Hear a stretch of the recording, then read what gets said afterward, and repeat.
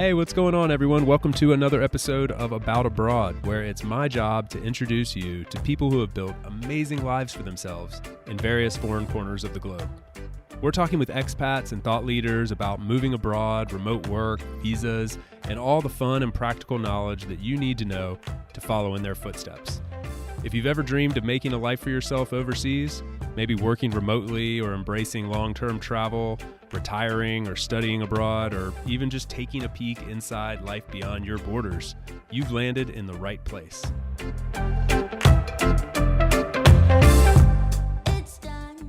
My guest today is my good friend Tracy, who joins me from the center of Ireland, but she's actually the co-founder of Grow Remote, which is a fully remote nonprofit agency focused on making remote work visible and accessible. And they run in over 144 different communities across 17 different countries, but they're highly focused on Ireland, which, as you know, if you've listened to the show before, I have a huge affinity for and a long history with. So Tracy and I spent the next hour just jamming on all our favorite things about Ireland, talking about some of the opportunities arising with remote work and why Ireland might make a great location for company retreats, and plenty of other things related to all of the above. So I hope you all enjoy this one. I always love catching up with Tracy. She brings a ton of energy and insight and knowledge, and it's just always a blast catching up with her. So I hope you all enjoy this one. I definitely did. Please help me in welcoming Tracy to About Abroad. So you're actually at the location where you guys are going to hold the event right now. Is that correct? We're in Portlaoise, which is the centre of Ireland. We're getting ready for a fairly big national/international event here in June. Oh my God. I am so jealous. Obviously, we've had like plenty of conversations before actually hitting record here in the last few weeks and months. But I so wish that I could be there, but it sounds like it's just going to be fantastic. And like that part of Ireland is pretty magical in and of itself, I think. Yeah, it is. It is. And from, not to dive too much straight into it, but from like an economic perspective, an economic development perspective, which is us, there's 11,000 people leaving every day to commute. And 40% of those would take a pay drop to work in Portlaoise. And we're like, but you can. So from like an impact perspective, oh my God, so excited. And if you think like towns and villages in Ireland are beautiful now, which they are, imagine what they would be like if people had more time and money to spend locally. Like it's just magic. So it's very exciting for us. And we would love, obviously we tried very hard to get you to come over, but next year when we'll have a little bit more notice, you'll be the first one on the list. Yeah. Oh, well, thank you. I, my love for Ireland. We have shared this conversation many times before, and for context for anybody listening, like I've spent quite a bit of time in Ireland. It was one of those countries early on for me, like when I first started traveling, that I just felt like very compelled to go spend time in. And then just once I did, fell in love with it and went back multiple times, ended up spending 6 months there at one point. And particularly over on the West Coast, I just love Galway and that whole area. But do you remember when we met for the first time in Montreal last year, right? Yeah. And within 5 minutes, I had like your Kinvara story. So I'm from Kinvara, which is on the border of Clare and Galway. And you obviously got engaged in Kinvara, which Kinvara it's a beautiful town. So great choice, Chase. No wonder you said yes. Yeah, I mean, and so where that road crosses is like you have. Now I'm trying to remember the details. I was trying to explain it to someone earlier because there's a pub there in the town of Kinvara, and like to set the context for people, there's this. Kinvara is a tiny town. I don't know. I mean, like one stoplight, one grocery store, but like 4 pubs. Natural Irish style, and one of those pubs is your last name. Yes. So sorry, we definitely do not have a traffic light. No way. That would be way too much for us. No. And there's actually 12 pubs. 12 pubs. Yeah. So Ireland has always got a really kind of strange ratio around that. But so I grew up in a pub. We had a pub and an undertaker. So maybe that's not what you call it when you're not from Ireland, but a funeral home and a restaurant. So I grew up in that business in Kinvara, which is just, I mean, you see everybody going through Kinvara, just because of where we are, where there's Alloy Caves, Cliffs of Moher, like really amazing tourist destinations just down the road from us. So everybody kind of stops off in Kinvara. There isn't actually a lot to do there per se. So in the tourism world, they call it kind of dwell time. So things you can hang around to do.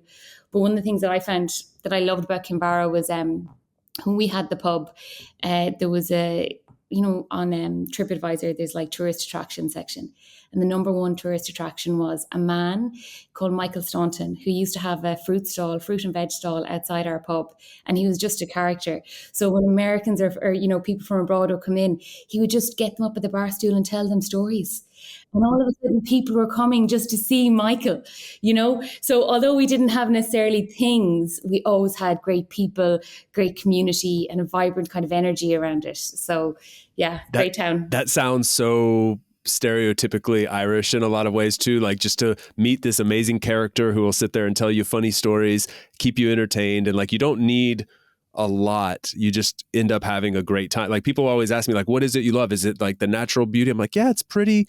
Is it the vibrancy? It's like, yeah, it's vibrant, but there are more lively places, but there is something about the people and that gift of the gab, and like just sitting. I mean, you end up sitting there maybe at a pub. It could be in a lot of different places where you just end up having these like amazingly rich and entertaining conversations. And that sounds perfect to me. There was another blogger recently who wrote a blog about Tully's, which is an excellent bar in Kinvara. If anybody wants to come, I'll bring you into Tully's. But it was like how they couldn't get out because they bought some local a drink, and obviously Irish people are hospitable, so they bought it back. So then it just kept on going round and round and round, and they couldn't get out because obviously you never even the tab. So they couldn't get out of the bar until like 6:00 in the morning.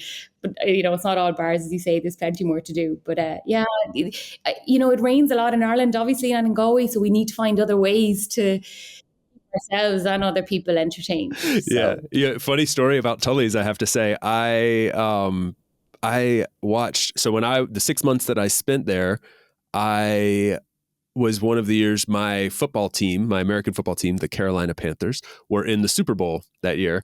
And so Tully's put the game on for me. And we sat there until 3:00 or something in the morning watching the Carolina Panthers lose in the Super Bowl. Anyway, just good times, good people. And I mean, I think people probably listening can't understand like how random this is that we like first of all, that me, an American guy, ends up not in Dublin or even Galway or like one of the main cities. Like I end up in this tiny little village outside of Galway, like 30 minutes outside of Galway. And then it happens to be that you are also from there. And then we're in Montreal chatting about this, and like come to find out we have this like love for this little village on the west coast of Ireland. Yeah. It is. It's easy to love, but yeah, you picked well. I did, yeah. I got lucky. It's also like a music capital. Like there's a lot of musicians that pass through there and play a lot of traditional Irish music, I believe. Yeah, huge. Like, I mean, it's a very eclectic community. So, I mean, there's like, big business people, and then there's like, creative, crazy artists, and everybody kind of gels quite well. So it's really eclectic community. But Kinvara is in the county of Galway, and Galway is voted Europe's capital of culture and voted for by the people. I keep on saying it's not an award that we bought. Europe's friendliest city. Wow. Yeah, so we have pretty much everything over there in Galway. It genuinely does have something for everybody. What's funny is when my first trip to Ireland, my wife and I, at the time we were just dating, we went there, and it was funny because she also had this like affinity for Ireland, and she's got like heritage and stuff there, and so we both just, when we were early on in our relationship, like went on this trip there, and we didn't really know much. Like I think it was classic, just like we have a week of vacation and we're going to go spend a week in Ireland, and we're going to do all the things that are on TripAdvisor. and so, in like 7 days, we had everything from Dublin to the Ring of Kerry to kissing the Blarney Stone, like everything that you could imagine packed into this week. And I think we had budgeted 1 day to be in Galway, and we really didn't know much about it.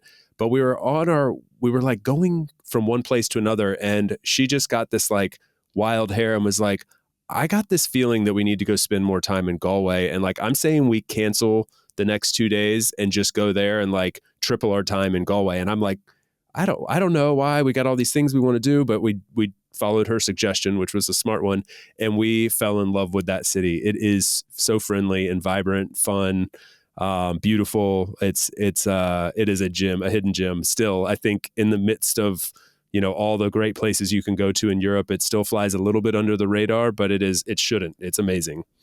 Yeah, yeah. Yeah, no, it is. And obviously, like, we work really hard at tourism and all of that in rural and regional community in Ireland. It is kind of the backbone of the economy in lots of places. So there's a real interest in making sure that people who come and visit have an absolutely brilliant time. And like that, I love that line. I just have a feeling that we should. And oh yes, I don't great, know go what with it it. Yeah. I'm not sure what it is, but Galway's calling. We got to go. We went back like 5 times. As you mentioned earlier, later I proposed there. So anyway, it's again, obviously an important place for me. But I love that you and I have this connection around it. And you've mentioned a couple times already. I have some context, but people listening may not. You said, how we work in tourism and we work in like economic development and stuff. So maybe you could shed a little bit of light on what you do at Grow Remote and how that impacts Ireland. So Grow Remote is a nonprofit, and we started off because I was a community manager for Ireland's largest bank, and I ran their technology incubator and co-working spaces and stuff. And then around that time, vacancy rates on the main streets were increasing while the economy was doing quite well. So main streets becoming vacant is incredibly harmful for the wider community, right? And it's just not a nice thing to see. So at the same time, the government were building co-working spaces all over Ireland. They put in about 100 million, I believe is the figure now, into co-working spaces everywhere in Ireland. But they weren't at full occupancy because remote work wasn't really a thing. So there was kind of an idea that co-working spaces stop the commute, and they don't really. So our question was, they play one part, but there are other kind of dimensions to it, like the jobs themselves. So we kind of just started with, is remote work something we should focus on for community development or not? And long story short, it was, we're 4 years in, team of 10, the only team in Ireland dedicated to making remote work for profit, people and planet, and to the social change involved in making sure that everybody has the same access to employment no matter where they live. And that's, I suppose, from our perspective, we focused in on remote work because it's a first principles approach to community development. So when I was in Bank of Ireland, people would ask me for like €300 to sponsor, a local event. And I'd have to go back up to bankers in Dublin and be like, hey, can we've got €300 to sponsor this event in this rural town? And they'd say, good question. What's the return on investment? And I'd be like, actually, what's the return on investment for this volunteer in their community, working so hard, putting all their hopes and dreams, they're trying to help their community. And it's often just a flash in the pan. It's a bandage, it's not going to give the effect that they really want. Whereas if we plug in decent employment, we give people secure income and time, flying it. So yeah, if we can do that, if we can teach a man how to fish, we can just completely transform how everything works. And that's incredible. It is. Yeah. Yeah. So the mission really is it's very Ireland focused, correct? I mean, you're doing a lot of education but the idea is to help stimulate the economy via remote work in a lot of ways, in a very small nutshell. Is that correct? So we grew into 17 countries, but I would say that those 17 countries are quite loose. But the reason that we grew in is because we're the only organization to do what we do, how we do it. So because we didn't come from the remote world, we're not selling any products around it.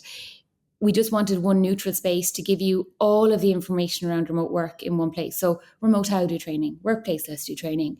You can work for GitLab and Shopify, everything in one place. So we educate local volunteers in 17 different countries, but our primary focus currently is Ireland because we've got such a long way to go.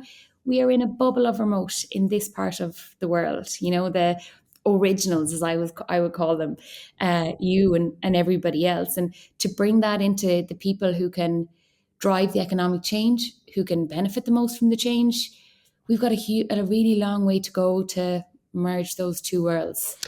Yeah. So this is where remote brings such a big opportunity to a place like Ireland. I can foresee this. You have, like you mentioned, these beautiful towns and villages, but where the first thing you mentioned when we started talking earlier is that you have thousands of people every day commuting, driving across the country, maybe going into Dublin, fighting the traffic, doing all the things that they need to do when they could be doing that from home, spending more time with their family, investing in their, going to lunch in their village instead of doing that in overpriced and crowded Dublin, and redistributing that across the country. Or even on a more drastic scale, I guess people leaving Ireland and going to other countries to get jobs and spending their income there rather than reinvesting it in the local economy. I mean, I guess, is that what the government sees? Is that what the banks see as like the ROI here, as they put it to you already? Yeah, so I think so on that one about people moving abroad. So our government did a national remote work strategy, and that was one of the main threats that jobs can go abroad. And so if you're 23 and you get a job in, trying to use a different company now, Zapier, um, why wouldn't you go and live in Lisbon with your friends and have boat parties every Saturday? Um, so it's a completely different approach. And the second challenge that we hear a lot is around, well, if you're pulling people back out of cities, and what's the future of cities? Now, for me, it's like imagine if we had slow streets in our cities and kids were out playing because they had the space and the time to, and there wasn't so much traffic. Because fighting the traffic is a great line. None of that is kind of like, how would that transform? It doesn't have to be a win-lose. It can be a win-win for everybody if we manage it correctly. But yeah, there's pros and cons to it, and I think everybody's kind of seeing that. And then some property developers, for instance, are not very for pro remote work. I recently shared something on LinkedIn that was just like, I see all these clickbaity articles every day that are like, something along the lines of remote work is dead, like get ready for return to office or whatever. And I shared it, not really thinking anybody would interact with it. It got a lot of interaction, thousands and thousands of engagements. And I had a lot of people commenting on it saying like, oh yeah, these articles are funded by special interest groups in commercial real estate and likewise that are just paying to have this narrative told because they're worried about the effect that it's going to have on their bottom line.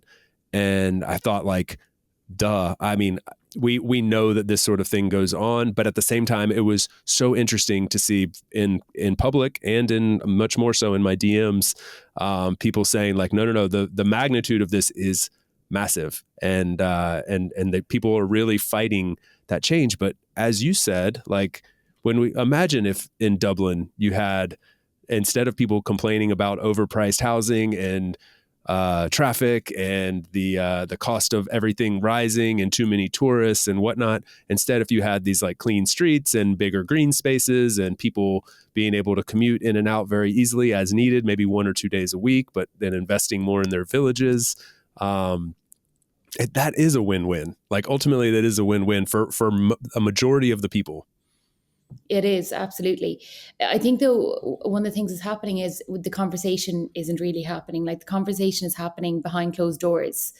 It's not getting out into the ether. And there's a huge, again, lack of imagination. But I was speaking to one US property developer recently who used to take vacant buildings and do them up in rural and regional areas and make them into things that would invigorate the main street again. And I was saying it to him and I was like, but why can't, change offices to apartments, change them to, experiences, change them to, and he was explaining to me about margins and profits. And he was like, you're way too naive here. And this isn't how this is going to work for us, our bottom line. Like it's not. So it's still, I think, something that needs to be broken into a little bit. And that's where I suppose Grow Remote comes in. It's not a them, there's an urban rural divide. We're not trying to just switch that the other way. We're trying to just balance it out. And to balance it out, yeah, then we just kind of need to interrogate these things a little bit more. So how do we make sure that buildings are occupied in city centres, just maybe not doing the same things? Yeah, perhaps. Maybe trying something different and expecting a different result. Yeah, exactly. Yeah. Yeah. It's really interesting. It's an interesting world you live in because you are, you said like these conversations aren't happening out in the public, but you're having them behind closed doors. And I suppose the ideal scenario is these conversations are happening more in the public, but you have that perspective of what people are discussing behind those closed doors, and that's fascinating. Yeah, and we have it directly, but we also have it for, I don't know how to phrase this in a way that won't give away anybody's position or name or anything, but there's somebody in a European slash national government role, very senior, who was kind of saying to us, you don't realize the ghosts that you're fighting, like the lobbyists on the other side. We hear what's happening when it's not directly happening with us. And it's a lot. Who likes to change? No, people don't like change. No, no, nobody, People in power don't like change because or if you've done well with the past, you're not real motivated to move to the future. I mean, that is just it's natural. I actually understand it. But because we're greedy by nature and we don't want to give up the cookies that we've collected, but change is also inevitable, and fighting it in a way that is to the detriment of others is there is a point where there's an inflection point there that has to be addressed. Yeah. Um, I think there's a couple of things in and around, changing those organizations where it's worked for them for so long, and it is quite risky. And then I know Chris Hurd came out with something last week around the number of companies that are being created now that are fully distributed. And so that new wave is coming up to take that there's no convincing. And they're like, go remote, why would we have an office? Like, there's absolutely no way I will be paying, for floor space anywhere. We obviously invest in team retreats, and we went to some log cabins in the middle of Leitrim last week. Oh my God, it was really rainy and grey and dark, and it was so cozy. It was just perfect. And the food down there was extraordinary. There was a brewery. Oh my God, it was just amazing. So that's where we invest, right? So, but yeah, companies kind of coming up. There's no convincing them of this new model. It's kind of it's very clear to them. Yeah, I mean, focusing in there on the opportunity, I see tons of opportunity for Ireland in that regard. Like exactly what you guys are doing. You're there, so you did your company retreat there. You know that I'm very heavily involved in in company retreats and offsites and things like this. And I see Ireland as an amazing location. So just like doing some quick logistical things that event planners go through is like one, getting people there. Well, when you have teams spread across like Europe and the Americas, for example, Ireland's an amazing location to fly into.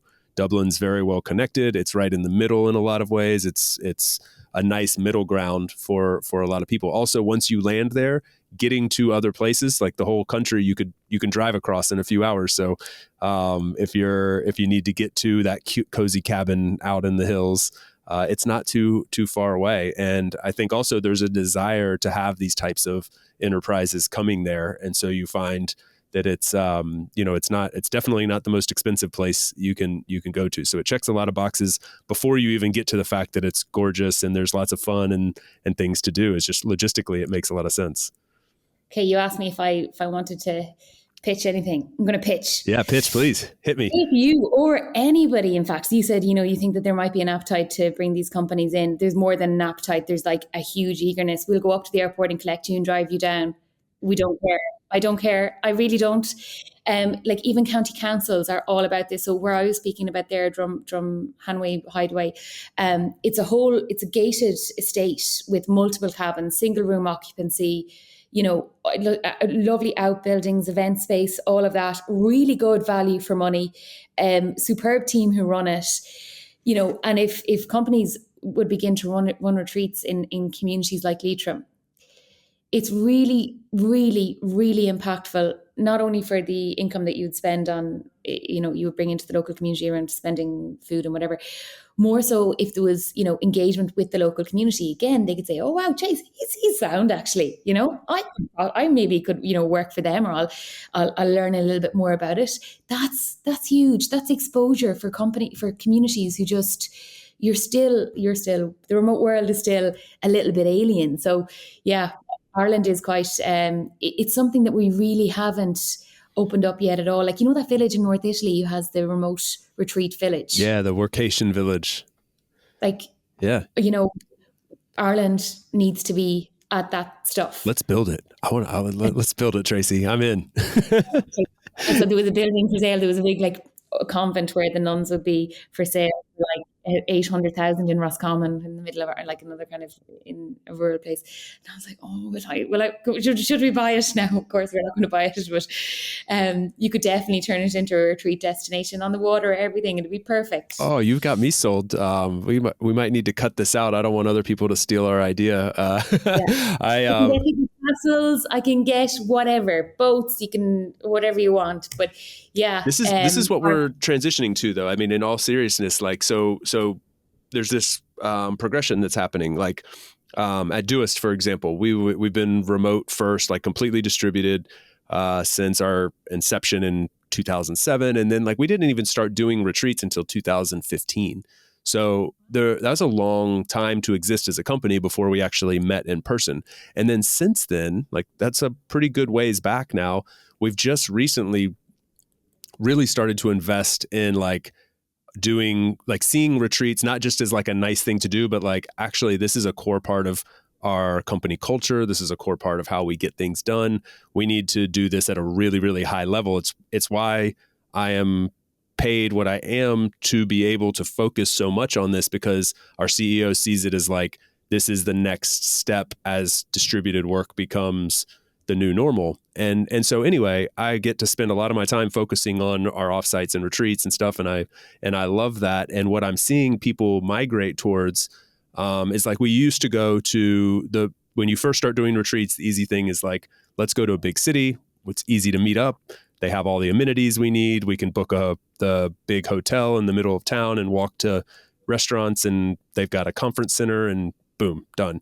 But then after you do that a couple times, you start finding yourself wanting more. People go, okay, I don't want to go to like the family friendly resort where everybody's lounging by the pool and I've got to kind of work and be in work mode. But these places are what's kind of that next tier, like the convent in Ireland that's an hour outside of Dublin that you can get to. We rented a village in Austria last year. This year we're going to a small village outside of Florence and rented a big like Medici castle kind of thing. Like, so this is what people want. Like when I ask the team, when I ask people at other companies who are doing this, that's what they want. They want those experiences. So I think Ireland's an amazing location for this kind of thing. Yeah, you have to put it in for the next one. Yeah. Chase, you Yeah. Yeah. can't skip us one more time. There's another place down in Cork. It's a seminary, I think that's the word, where the priests would live, and we stayed there for a different retreat ourselves because we're testing all these retreats for the good of everybody Oh, else. it sounds like a rough job, Tracy. So bad, yeah.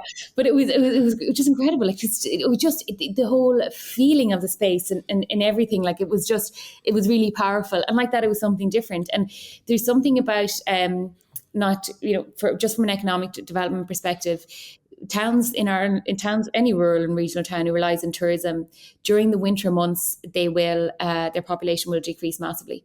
And hospitality won't be as active. Everybody came down for their summer homes are gone again, all of that kind of stuff. So there's an opportunity for companies to rent a rural village practically. You can just take it all over, and that's really brilliant for the company, but actually it's really brilliant for our local communities too. So if we can bridge retreats, which is Grow Remote's thing, right? Bridge retreats with community impact, which can happen simply by going to the local pub and having, I keep on mentioning pubs, but that is Ireland, having a drink with locals. It's just brilliant. It's really, really impactful. So from a company side, it makes sense. And Grow Remote, we get so much energy from our team retreats. One of the guys, yeah, Donal actually, who was really eager to have a retreat recently, and so we did one. And afterwards, I was like, oh my god, I didn't realize how much I needed that, and I just left, ready to go again. This is the whole thing, like with these, this is why I love them too, because I always leave more energized when I've had, and that energy carries me through the next 6 months until we do the next one. So that's our cadence, is we do them about every 6 months. And it's like the paradigm has shifted completely from I have to go into an office every single day and spend time with these people away from my family, away from my friends, away from where I really want to live, to then every now and then I get to my few weeks of vacation where I get to go do those things, to the opposite, which now I get the opposite. I get to do exactly what I want, live where I want, be around the people I want, work my own schedule every single day. And then a few weeks per year, I get to go spend that time with my colleagues, and I get recharged by that from a work standpoint, and it carries me through to the next one. And I think that's why these are so important and on the rise. Can I ask you just a question that came up that we've had from companies that we work with? Retreats, are they mandatory? No, totally optional. I believe they should not be, we shouldn't force them on anyone. We encourage everyone to attend, but we try to make everything optional for everyone, including when you get there. Almost everything is optional. Like 90% of the itinerary is like, choose if you'd like to show up to this activity or meal or work session or whatever, with just a few things that we make mandatory. Yeah, that's the same as us in terms of strongly encouraged. But actually, as I just said about Donald, it's usually the team coming to us being like, we need to get together. So we're like, okay, great, we'll do that, because people just enjoy it. I mean, the truth is 90% or so, 95% attend because they can't wait to. I mean, who doesn't want to go spend a week in a beautiful Irish countryside together with your friends and colleagues? And if the itinerary is structured right, like, people look forward to that and can't wait to get there. What we want to remove, I think, is I would hate to diminish the value of the distributed workforce that we're trying to promote by forcing people to physically be present in places that they don't want to. Usually it's because it's just inconvenient for their life. They have young children or obligations, or it's just not convenient. Or sometimes it's a social thing where it's like, I'm very, very uncomfortable in a situation where I'm surrounded by 100 people. Like I just will not be happy. And it's like, well, I would hate to force you to come to that. So yeah, make it optional. Can I ask you, actually, just Chase, while I'm here? So from the government in Ireland did a programme where they gave county councils, so our local governments, €50,000 to run a campaign around remote working, is the best way maybe I could summarise it. And a couple of the councils focused in on remote retreats, right? So if you were now in front of some of those councils and they were like, okay, what do we need to give you for us to attract you here? What is it that what would you look for in a package, in an approach, I don't know. We'll be right back to the show after a quick break for a note from our sponsor. This episode is brought to you by my good friends over at Greenback Tax, the very best in U.S. expat tax services, and the company that I've trusted to handle my tax situation since I moved abroad in 2015. Greenback is 100% focused on helping U.S. expats with their taxes, and to date, they've filed almost 50,000 returns for nearly 15,000 happy customers like me, living in more than 200 different countries around the world. After 7 years working together, I can say with confidence that they make one of the most painful parts of life abroad an absolute breeze, with their automated systems that store all of your information for you to make tax filing easy year after year, and the friendly advisors who you actually have a working relationship with. There are no robots over at Greenback. Best of all, everyone is a CPA or enrolled agent with a specialty in U.S. expat taxes, which means they know exactly how to help you take advantage of some incredible tax breaks because you're living abroad, not in spite of it. As of January 23rd, tax season has officially arrived, so it's time to get started. Learn more about Greenback Tax today by visiting greenbacktaxservices.com via the link in the show notes. If you've made it this far into the episode and you're still enjoying yourself, then I would love to ask a quick favor. Open up the app that you're using to listen to this podcast and leave a quick review. You can do this in Spotify, Apple Podcasts, and really just about any platform that allows podcast listening now. If you can't find that in the interface of the app, then scroll down in the show notes and find ratethispodcast.com/aboutabroad, and you should be able to leave it from there. Thanks so much, guys. We really appreciate it and hope you enjoy the rest of the show. So a couple things that come to mind quickly are ease of access, both in terms of arrival and departure. It doesn't have to be extremely easy. It doesn't need to be 15 minutes from the airport, but riding on a landing and then riding on a bus for 3 hours or something, it gets a little bit much, especially when you consider you have people coming from all over the world. We have people coming from Taiwan, south of Chile. They're going to travel for 24 hours, and then to throw them on a bus throws in a lot of logistical situation. So you want some proximity to the major international airport is important, and then streamlining those logistics as much as possible for them, like taking care of that, saying we've already got this covered for you. Here's how we'll handle it. And then the other thing is like once you get there, having access to stuff, ideally on foot or at a very short distance. I think people don't want to travel all the way to somewhere to then travel more on a bus and sit and get like everybody pack onto the charter bus now. So those two things are big.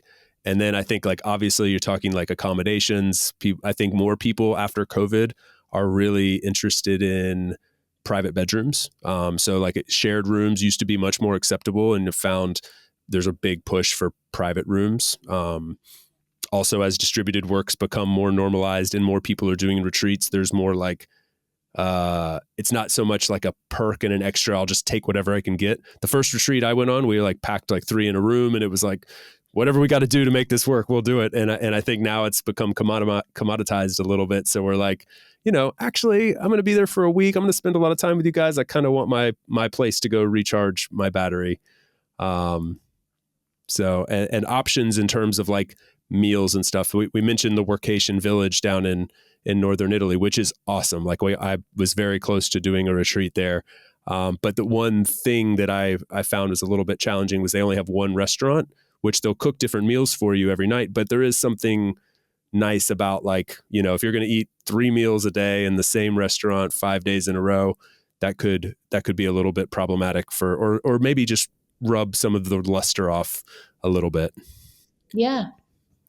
Okay, makes a bunch of sense. I'm gonna, when you have this posted live, I'm gonna send it to all of the councils who are aiming to drive this, because it's a big focus. Well, I think you guys are primed for some. I mean, I've spent a lot of time in the little villages. My favorite thing to do in Ireland was just to go. I'm going to share a very nerdy thing here. People might make fun of me, but we would call it Exploration Sunday, and we'd just go out on Sunday and go explore a new village, go check it out, have lunch in a pub or something, and talk to locals and stuff. But just drive all over Ireland and go do that. And not just in Ireland, we've done it in a lot of places, but in Ireland, that was my thing. And then, like, you have these adorable villages with tons of character, great people, lots of nature around. I mean, green, beautiful hills and coastline and stuff. So you're sitting pretty for this, I think. Yeah.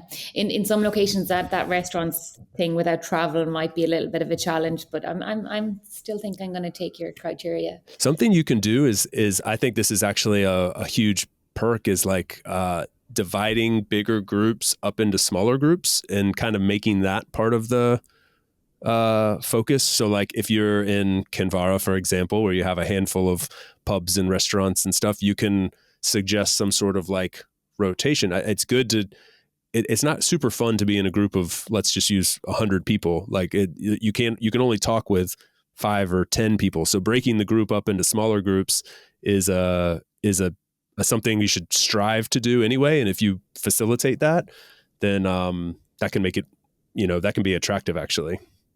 Yeah, definitely. I think we need to find our way around it, but I think like remote needs to facilitate better conversations between Tourism Ireland, Fáilte Ireland, the councils, taking in live feedback from people like you and saying, okay, well, there's this kind of category of companies who do remote retreats. Now, where do we want to settle in on to maybe market to for these different locations? But I mean, it's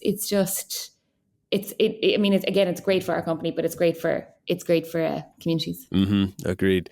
Is there, do you guys have any focus on like attracting remote talent or remote companies, or like to actually come like be there? Is that a part of your focus as well? Yeah. So when we were running remote actually last year, we brought with us some people from the IDA. So the IDA, I actually can't remember. I don't think I've ever known actually what it stands for. But basically, they're a superb organization, a government organization, who attract in the likes of Facebook, Salesforce, Twitter, to have their headquarters in Ireland. So we were over in running remote, and we met a big remote company, and they were like, in whatever amount of hundreds of jobs. And we had the IDA person with us. So Deirdre sat down and she was like, it was incredible to watch her pitching Ireland. I mean, this is what they do, right? But, and I shouldn't maybe say this, but it was after a couple of drinks and you would never know. It's like she was just boom, boom, boom. And he was challenging her back and she was, yeah, but she had it all covered. And so kind of the idea there was, hey, look, so what Shopify did in Ireland was they ring-fenced jobs and they had like 800 jobs remote, but only within the tax jurisdiction of Ireland. And that's hugely, like, that's the best of both worlds, right? Because they can't move abroad. The opposite of this podcast, but they're kind of, but it benefits kind of everybody equally in Ireland. So we were kind of looking at that with them, and I think that's a model that Ireland could develop. Like Globalization Partners opened up here with remote jobs just in Ireland. Like that's huge. And we find when companies hire one person, remote companies hire one person in a rural community, it multiplies instantly. So if there's one person in GitLab, you'll see like on the Irish map, it's somewhere like nowhere. And then the bubbles just multiply because people talk and people refer people in and that's kind of how it spreads too. So, but we haven't really done anything on trying to attract, general remote workers into Ireland, but we are bringing over Aaron Bowlesley to the conference in June. Because obviously what they did, with paying people $10,000 to come move to their area. That's Tulsa, right? Yeah. Yeah. That's a fascinating thing. One of our sponsors here of the show, Make My Move, is all about like promoting these places, and they want to move international. They're very focused on the U.S. right now, but they'll move international very soon to share more about these communities that are actually like providing financial incentives. So a lot of times it's financial that gets the headlines, but a lot of times I think the more important thing, and from talking with Make My Move and people that have gone through the process, like it's more about some of the little perks and incentives they offer and just being like welcomed into the community. I mean, the world's a big place. You could move to a lot of different places. So choosing where you're going to go live, like maybe a few $1,000s or something, helps make the move easier. But being welcomed into that community, knowing that people want remote workers or want you to come there, is a big part of it. 100%. Sorry, I completely missed something. That we run something called Town Tasters. So we've got 250 volunteers all across the world, and they run these programs to help remote work benefit their local community. So Town Tasters is where you can come in and just experience a town for a couple of days. So things like introducing you to the principal, the school principal, right? Introducing you into the knitting club or the cycling club or whatever it is that you're into, but helping you get in under the surface of the community, and just human to human. That's and that actually in Valentia Island in County Kerry, the school was closing, and that attracted 2 new families, which prevented the school from closing, because if a school closed, you're not going to get it open again. So it prevented that just by having a Town Tasters program. We actually haven't run those in a while, but we probably will again after June. But that idea, yeah. It's a bit like welcome dinners were a big thing in Ireland when people started moving here, just on a Friday, locals would invite anybody who's new to the town over for dinner. Amazing. Do people still do it? Yeah. It's on a platform called Change X, which is where we are as well. It's a platform for social change. But yeah, it does. And the street feast and things like that. But I'm like, I need to make sure we do a couple of more Town Tasters this year, because it is like I want to come to a Town Taster. That sounds right up my alley.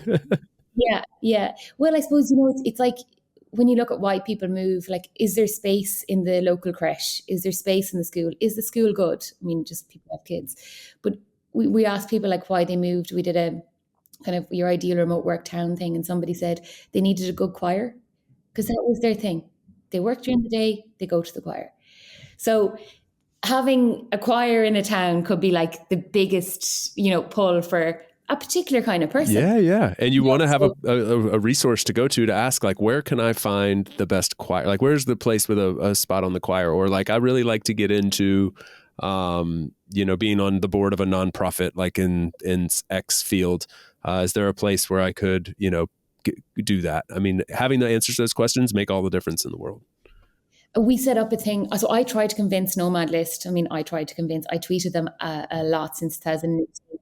about trying to do like a nomad list, but for this, right? So not cities, for rural and regional areas. Now it's again logistically difficult because just wow. But we set up something called Community Finder. So like you can sort by co-working space or tennis court or whatever. But really, if anybody has an idea for the like all the human things that matter when your location of work doesn't, I would absolutely. We've got an innovation funding competition on in June as well, 10,000 in cash.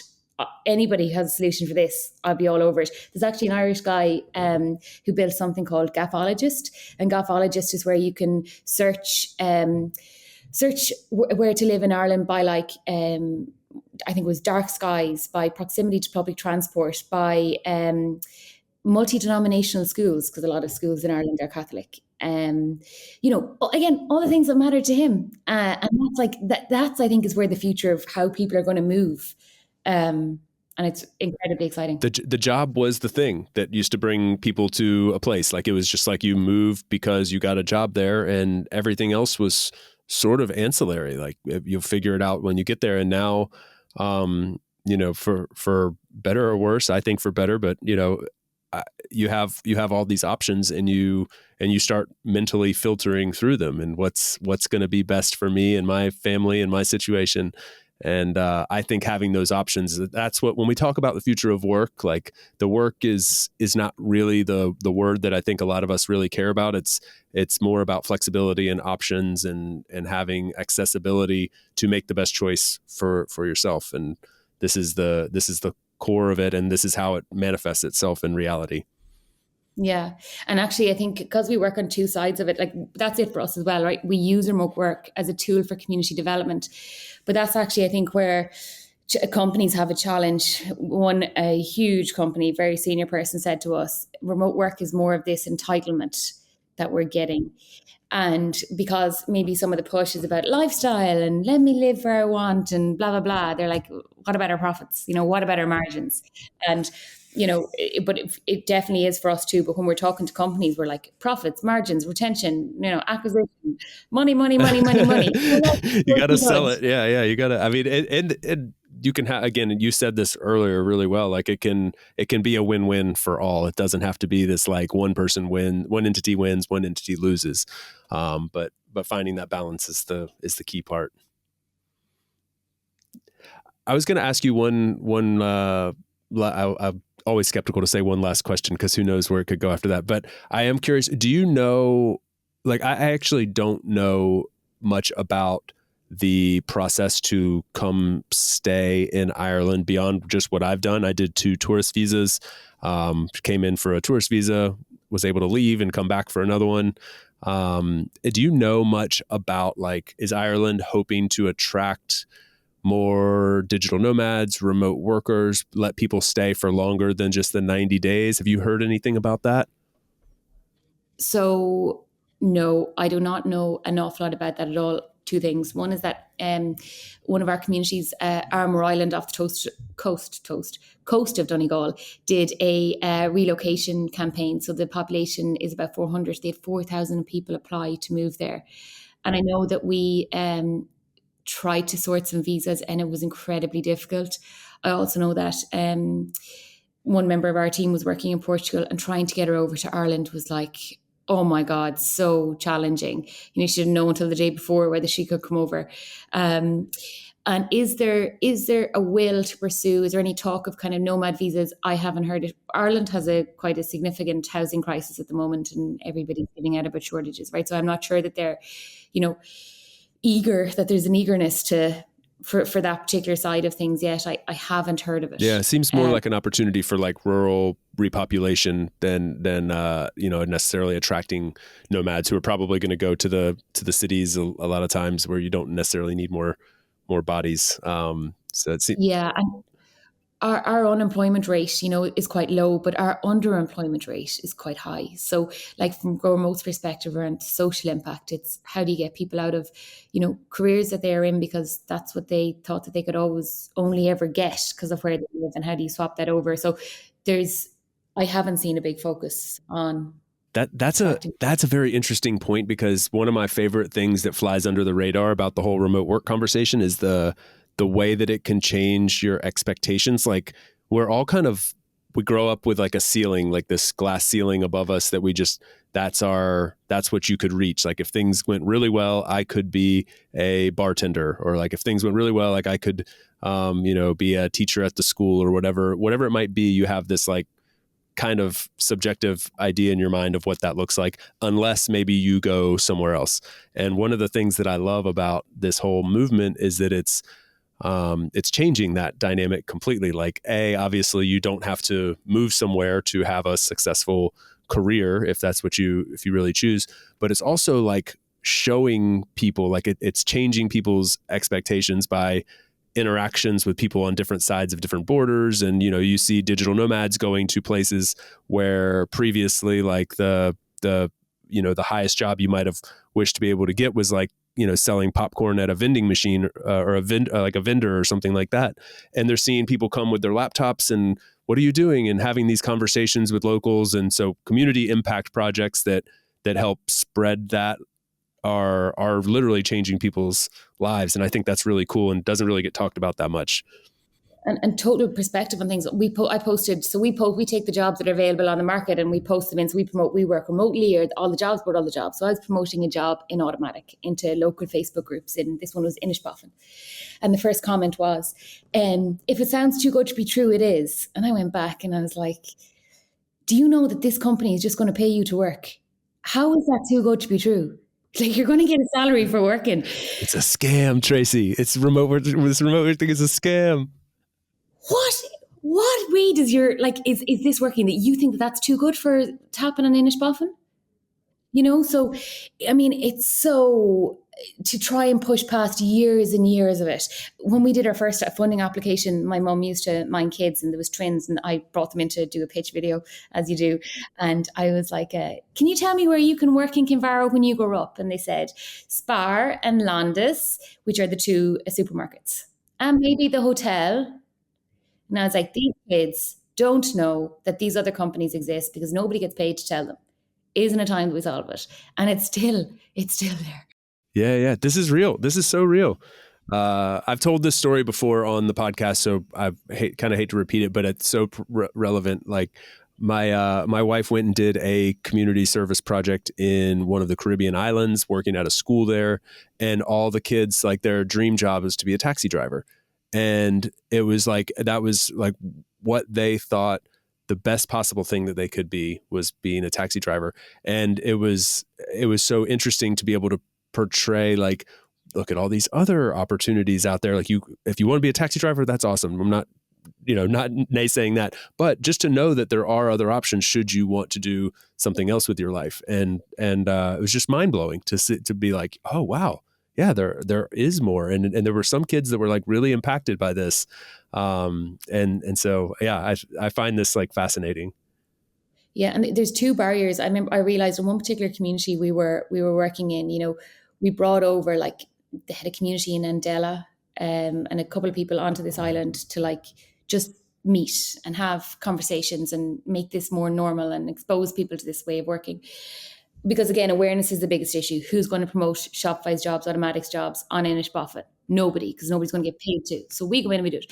Anyway, then I realized awareness is one issue, but we talk about cultural change in companies. There's cultural change in communities, which is all of this. Well, what do you mean I can't? No, I all I've known is a taxi driver. So like you're coming really left of center with this new thing. It takes a while. It's going to take a lot longer. Well, I thought when we started Grow Remote it'd be 6 months. So 4 years in now, so it's going to take a little bit longer than I had originally thought. The finish line gets moving back. I love it. You mentioned the islands real quick. I just wanted to ask you what are the Inis? I think I went to Inis or Inchoria. Yeah. Those little islands off the coast of the west coast there. That's like going back in time a little bit in the most magical, special way. One of my favorite little under the radar trips I've ever taken. Yeah, and they all have co-working spaces. Most of the islands, and high-speed internet. So come on over to any of them. If anybody's coming over from this podcast, we'll bring you and introduce you into the local community. They'd love to see Oh, that's remote amazing. workers come over. That's amazing. You guys have done a great job because things have come a long way very fast. And to hear that there's co-working spaces popping up and high-speed internet on islands I mean, that's incredible. So I love the work you're doing. I've enjoyed our chats in the past, and this has been super special to get to dive a little bit deeper on some of it here on the show. So thank you. Not to make it too, thank you. But thank you, because at the very start of Go Remote, when we had none of our own resources, we had no money, no full-time team, we used all of the work that you guys produced, particularly that one you did, a step-by-step guide, how to convince your boss to let you work remotely. If you can go back and check the links and see how many came from Ireland, because we were just all over the resources that you were giving out. They were so helpful. So we go into like most rural communities, and this is what we would be able to kind of give to people. And it was and that's why it's really cool then now we're on the podcast, because you were so far away back in 2018. You're like, wow, they are, the top tier. And now we're here. Amazing. You've arrived, Tracy. Well, I mean, it's really been a lot of fun. I love the whole, like, this community around the people that are trying to push the future of work thing. I say that in like air quotes. Pushing it forward is all about building in public and sharing knowledge and helping each other in that way. And so there's something like very communal about that I always really appreciate. So it's cool to hear when that succeeds on the grassroots level. Before we finish out real quick, do you want to, we barely touched on the conference that you have coming up, but I want to make sure we mention that because I think About Abroad listeners might be interested in it. And just tell us real quick, like what you guys have going on coming up in June and who might be interested in attending. So we have a 2-day conference in Portlaoise, centre of Ireland, on June 8th and 9th, around 1,000 people, a really active festival during the evening time, and a high energy interactive conference during the day. We don't do any boring stuff at Go Remote. There's also no sales pitches, right? There's no sales pitches from the stage. Nobody's getting paid to sell you their productivity software or whatever. None of that is going to happen. It's about honest conversations about how we drive the social change that we need to drive. So we've got companies who are hybrid and thinking about remote. We've got already remote companies. Second category is kind of remote talent all across Ireland. So it's 250 local communities coming together in one place, all in on all person for 2 days only. And then we've got government and community groups, because we believe that it's those three, and we work with them. So in Ireland, we facilitate the largest training program for remote work for companies like AXA, AAG, Aer Lingus, and people who are looking to secure remote work and remote work ready, and they're both free. And bringing all of those together to have honest conversations around how we drive social change, the economic impact. It's more of a conference about the social impact of it, but how it has to work for profit first before it can work for people and planet, because that's just the world that we live in. I love it. Oh man. Well, again, I wish I could be there. I'm excited for you guys. I think it's going to be a great event, and I've been able to peek behind the curtain and see some, so I know that it's going to be great. So congrats on that. And if you guys are interested in learning more about this, the link to it is going to be in the show notes. Are there any other links or places you want to mention that people should follow along? And we'll also be sure to place those in the show notes as well. Yeah, we're on all the social media platforms. The only other thing that might be useful to people is we've got one guide to all of the jobs boards, all of the training courses, all of the companies hiring remotely. And if you need anything else whatsoever, you can think of us like a concierge service for remote work. We're non-profit, we've nothing to sell. It's just about how do we get this information out to everybody who needs it in one space. So get in contact with anything that you need. You guys are literally leading the way in the world in that regard. So thank you again. And I can definitely recommend people listening, if you're one of the many that I know are listening and are aspiring to find remote work or pursue location independence via remote work, I can 100% recommend going to check out Grow Remote. So do so via the link in the show notes. Tracy, this was awesome. I had so much fun. I've been looking forward to this for a long time. So thanks for spending so much time with us today. Thank you so much, Chase, for everything that you have done. You are welcome. We'll see you soon. Bye-bye. Thanks for tuning in today from wherever you are in the world. Once again, I'm Chase, and this has been another episode of About Abroad. For those of you wondering how you can best support the show, I have made it super simple for you. Just go over to the show notes of the episode that you just finished listening to and click on one of the two following links. aboutabroad.com/newsletter to get our monthly newsletter, no spam, guaranteed, or ratethispodcast.com/aboutabroad, where you can quickly and easily leave a review for the show. It's not just important to me, it also helps more wanderers just like you find us. Finally, don't forget to subscribe on your podcast platform of choice, and we will see you again next week. Thanks again. Hasta luego, amigos.